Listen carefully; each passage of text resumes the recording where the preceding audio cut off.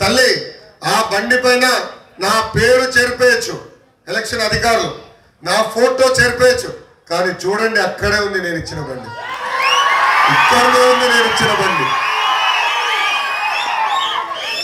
తల్లి చెట్టు కింద కూర్చోవాలంటే సిమెంట్ బళ్ళు వేసాం, చెట్టు కింద కూర్చోవాలంటే సిమెంట్ బళ్ళు వేసాం. మహిళలు కుట్టు నేర్చుకోవాలంటే కుట్టు నేర్పిస్తే కాదు ఉచితంగా కుట్టు మెషిన్ అందజేశాం. ఊర్లో పెళ్లి జరిగితే పెళ్లి కానుక కింద అంటే గౌరవంగా పెళ్లి జరగాలని చెప్పి మంచి ఆర్థిక సాయం కూడా చేశాం. ఇలా 29 కార్యక్రమాలు మీకోసం నేను చేశాను తల్లి. ఇప్పుడు మిమ్మల్ని అందరూ ఒకసారి ఆలోచించుకుంటున్నాం.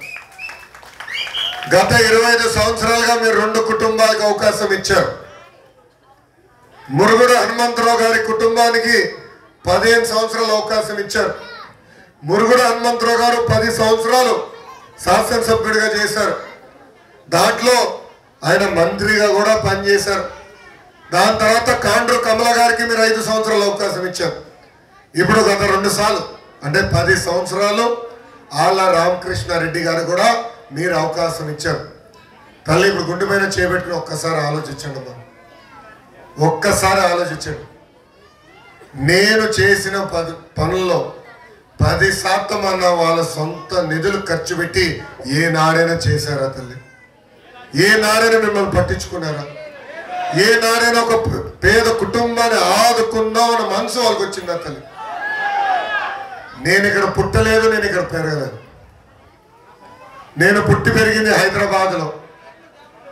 కానీ 2019లో ఎప్పుడైతే నేను మంగళగిరిలో పోటీ చేశానో మంగళగిరి నియోజకవర్గాన్ని నా సొంతం చేసుకున్నా తల్లి. ఆర్నిసలు కష్టపడా, మీకు సేవ చేస్తూ వచ్చానమ్మా.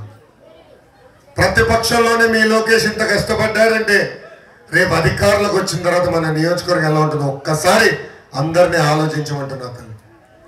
అమ్మా గతంలో మన గ్రామంలో యువగలం పాదయాత్ర ముందల మన గ్రామంలో నేను నడిచా. ప్రధానంగా ప్రజలు నన్ను కొన్ని విషయాలు ఆనాడు కోరారు. అవన్నీ ఆ రోజే నేను రాసుకున్నా. ఈరోజు దానిపైన స్పష్టమైన హామీ ఇవ్వాలనుకుంటున్నా. దశాబ్దాలుగా ప్రభుత్వ భూముల్లో లక్షలు ఖర్చు పెట్టి మీరు ఇల్లు కట్టుకుంటున్నారు.